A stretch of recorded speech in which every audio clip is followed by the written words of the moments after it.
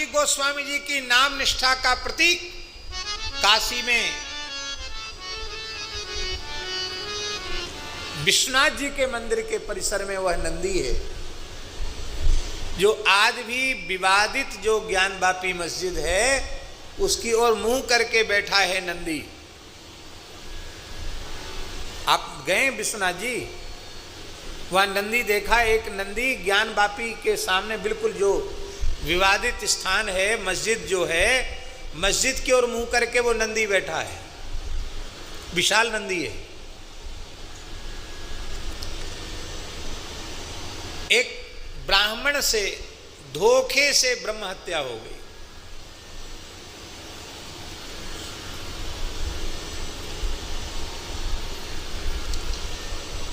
धोखे से ब्रह्म हत्या, जानते हो, मारने का संकल्प नहीं था, वो मर गया,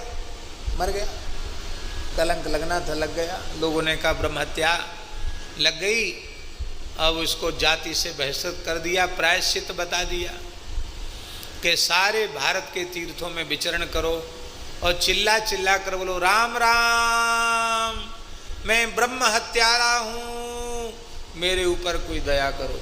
तो ब्रह्म हत्यारे गो हत्यारे के साथ लोग संभाषण नहीं करते थे, उसका मुंह नहीं देखते थे, हत्यारे को मुंह पर कपड़ा बांध के रखना पड़ता था, कपड़ा मुंह पर लगाकर वो चिल्लाता था। घूमते घूमते काशी आया, गोस्वामी जी महाराज भजन कर रहे थे और उस ब्राह्मण ने कहा राम राम, मैं ब्रह्म हत्यारा हूं। राम राम श्रवण करते ही गोस्वामी जी को रोमांच हुआ।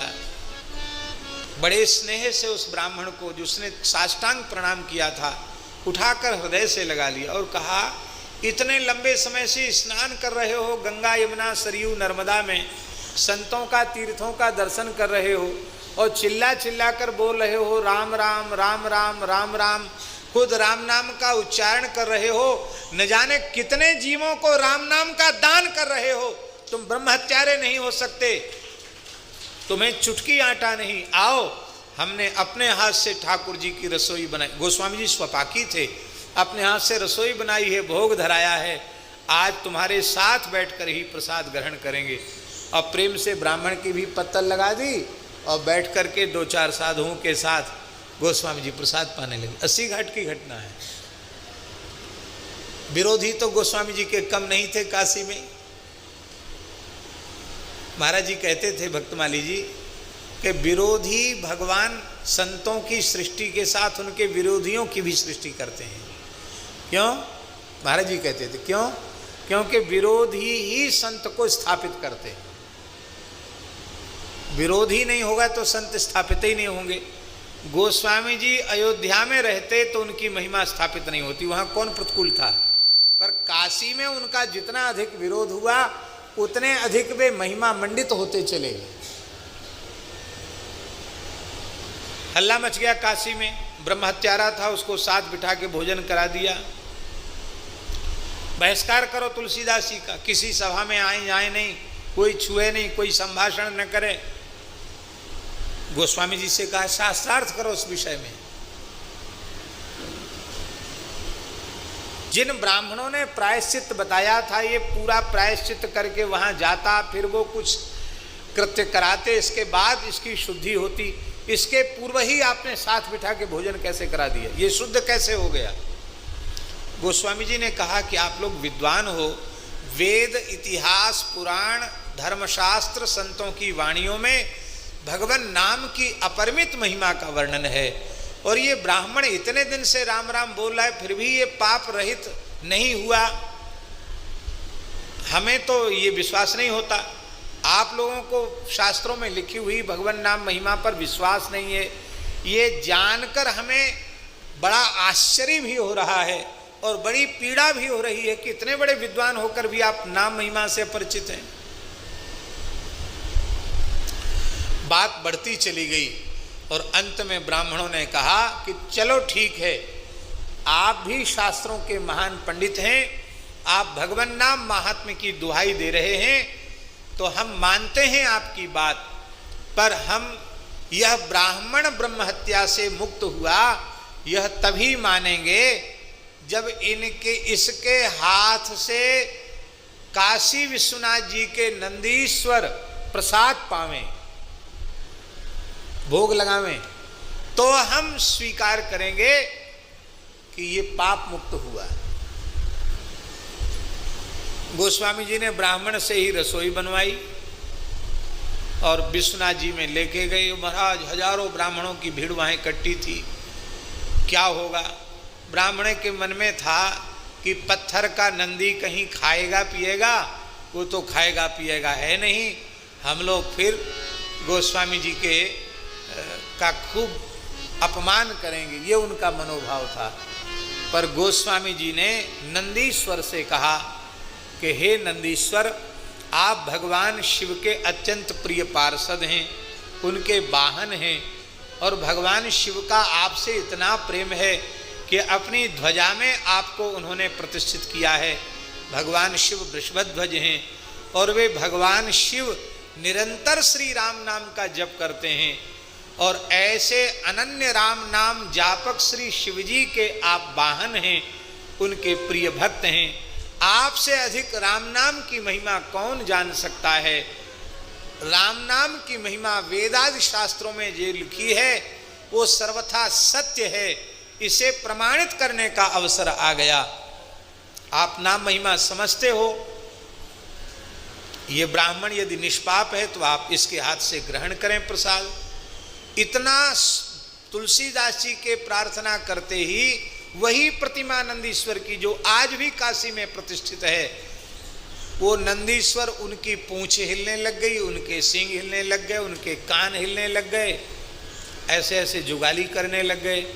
और ब्राह्मण ने प्रेम से उनको हाथ से हलवा पूड़ी तस्मई जो कुछ बनाया था प्रेम से जिमाया, और पूरा का पूरा थाल नंदीश्वर आरोग गए। श्री सुदामा कुटी के सामने तो अपने इस समय मलुक पीठ का कार्यालय है, जमुना मंदिर वाला पीपल, उसके नीचे एक पागल महाराज जी रहता था। और वो मोहल्ला ही ऐसा है भगवान की पता नहीं क्या, एक न एक पागल हमेशा रहता है। हम तो 1981 से देख रहे हैं, 2025 चल रहा है, 1981 से 2025 चल रहा महाराज जी, उस मोहल्ले में कोई ना कोई पागल रहता ही है। अभी भी एक अवधूत पड़ा रहता है, कभी साड़ी पहन लेगा, कभी लहंगा पहन लेगा, कभी कहाँ से कपड़ा उठा लाएगा, वहीं पड़ा रहता है, मलुक पीठ में खा लेता है। और कभी कुछ खाने पीने के लिए पैसा भी मांगना होगा तो ऐसे नहीं मांगता जैसे भिखारी, 100 रुपये लाओ, 100 रुपये, क्या करोगे? मिठाई खाएंगे। मांगता भी तो अधिकार पूर्वक मांगता है। तो उस समय भी एक कोई पागल वहां था। दास सुदामा कुटी में ही निवास करता था उस समय की बात। तो श्री सुदामा कुटी में नित्य सत्संग होता, आज भी वो परंपरा चल रही है। और उसकी व्यवस्था पूज्य गुरुदेव भक्तमाली जी ही करते थे, वो ही नियुक्त करते थे कि अब कौन कथा कहेगा। तो कोई ना कोई संत आते रहते थे और महाराज जी उनको कहते तुम कथा कहो। वो विभाग महाराज जी का था। तो जब कोई साधु कथा कहने वाला नहीं रह जाता तब हमको कहा जाता था, महाराज जी कहते पंडित जी अब कोई खाली है तो अब तुम कुछ सुना दो। हम विद्यार्थी थे पर महाराज जी की आज्ञा थी, इसलिए विद्यार्थी होने पर भी हमको अवसर मिल जाता था, हम कुछ सुना देते, सुना दिया करते थे। तो वो पागल वहीं रहता था। ये बात सन 90 से पहले की होगी। नख वक बड़े बड़े उसके ऐसे ही इतने। हाँ, एक उसमें विशेष बात थी, कोई पैसा चढ़ा जाए, चढ़ाने वाला चढ़ा गया, उठाने वाला उठा ले गया। उसको कोई क्या चढ़ा गया, कौन उठा ले गया। कपड़े भी कोई उड़ा गया, ठंड में रात में कंबल, और सवेरे कोई उठा ले गया तो उठाने वाले से भी कोई इतराज नहीं, बोलता किसी से कुछ नहीं था। वहीं जो कुछ मिल जाए, कोई साधु दे दे तो खा ले, और वो खाते खाते सुअर खींच के ले गया तो भी उसको कोई घृणा नहीं, कुत्ता खींच के ले जाए हाथ से तो भी उसको कोई घृणा नहीं। हम उसको देखते रहते थे। तो सुदामा कुटी में महाराज जी श्री करमेती बाई का चरित्र हो रहा था और उस दिन माइक खराब हो गया। माइक तो माइक है ही है माइक। माइक वस्तु कब धोखा दे जाए कोई पता नहीं, तो माइक धोखा दे गया। वो बाहर आवाज़ नहीं जा रही थी, भीतर बैठे हुए लोगों को तो समझ में आ रहा था। तो वो जो पागल जो थे महाराज जी वहाँ जो बैठे रहते थे, वो आराम से आकर के हॉल के बाहर, जगमोहन के बाहर बैठ गए, जंगला के पास, बिल्कुल जैसे इधर व्यासपीठ है उधर जंगला है, उसके पास बैठ गए। और जब हम कुछ कह रहे थे तो उनके अश्रुधार बह रही थी।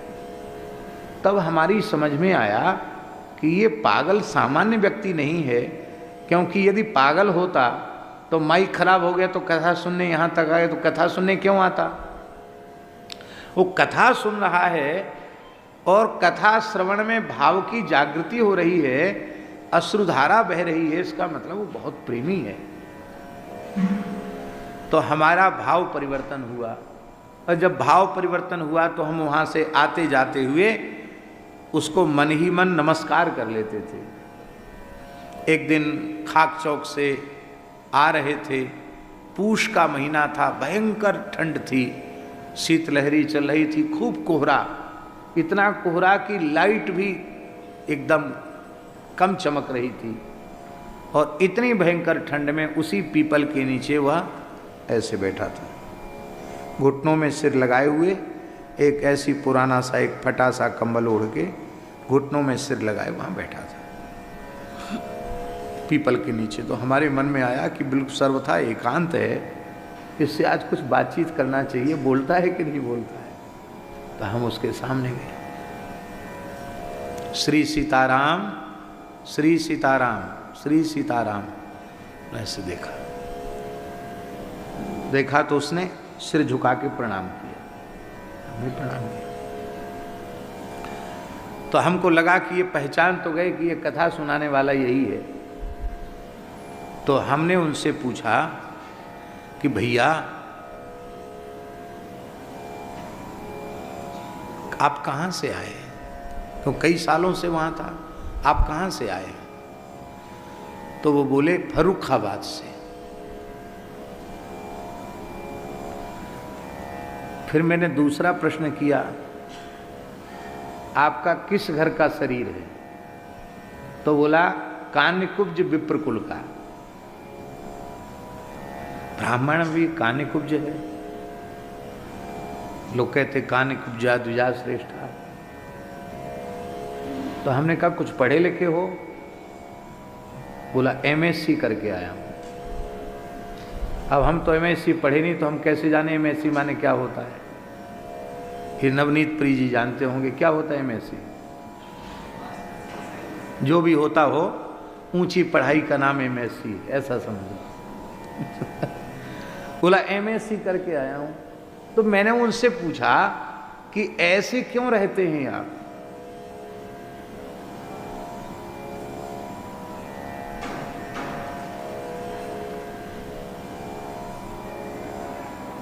विराज भागवत निवास से आए हैं, आओ विराजो।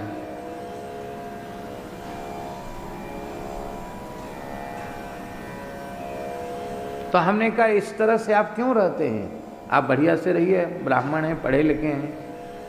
तो इतना सुनते ही वो रोने लगा और बोला कन्हैया से मिलने के लिए। क्या कहा? कन्हैया से मिलने के लिए। तो हमने कहा इस तरह से रहने से कन्हैया मिल गए क्या? तो अत्यंत विश्वास पूर्वक स्वीकार किया, हाँ मिल गए। तो हमने पूछा कैसे मिले, स्वप्न में मिले कि ध्यान में मिले? तो उन्होंने उत्तर दिया जैसे आप आकर हमसे मिले हैं ऐसे मिले।